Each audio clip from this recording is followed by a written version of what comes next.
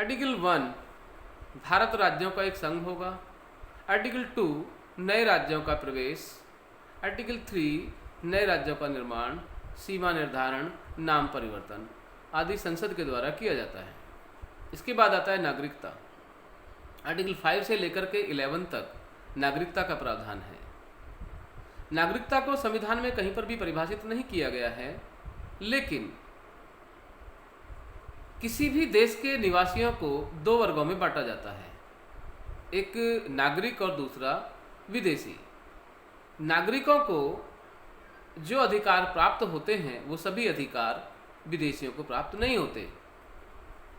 उदाहरण के तौर पर आर्टिकल 15, आर्टिकल 16, आर्टिकल 19, आर्टिकल 29 और 30, इन अनुच्छेदों में, इन आर्टिकल में जो अधिकार भारत के नागरिकों को प्राप्त हैं, ये सभी अधिकार विदेशियों को प्राप्त नहीं हैं। इसके अलावा कुछ सार्वजनिक पद जैसे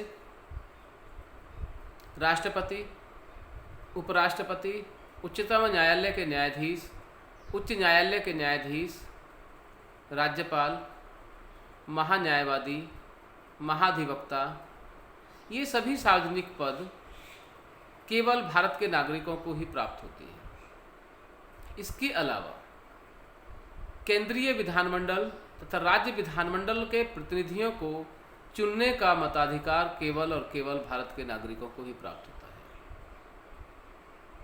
विदेशियों को नहीं। भारत में इकहरी नागरिकता का प्रावधान है। इसके अलावा कौन व्यक्ति भारत का नागरिक होगा? जो व्यक्ति भारत में जन्मा है, जिसके माता या पिता में से कोई भी भारत में जन्मा है और संविधान लागू होने के 5 वर्ष पहले तक जो व्यक्ति स्थायी तौर पर भारत का निवासी रहा हो, वह भारत का नागरिक होगा।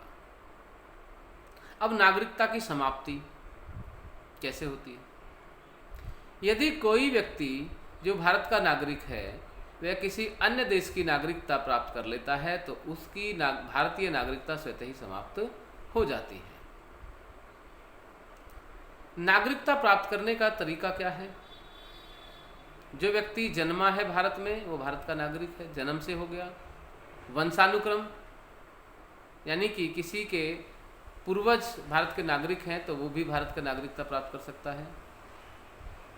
और रजिस्ट्रेशन के द्वारा आप नागरिकता पंजीकरण के माध्यम से, नागरिकता अधिनियम के द्वारा अपना पंजीकरण के लिए आवेदन करेंगे, भारत सरकार आपको नागरिकता प्रदान करेगी। इस प्रकार से नागरिकता का ये टॉपिक समाप्त होता है।